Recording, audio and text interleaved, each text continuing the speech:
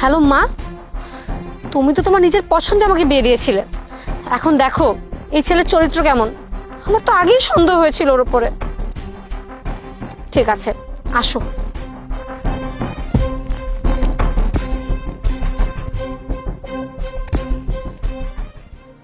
এই কোথায় ও বল।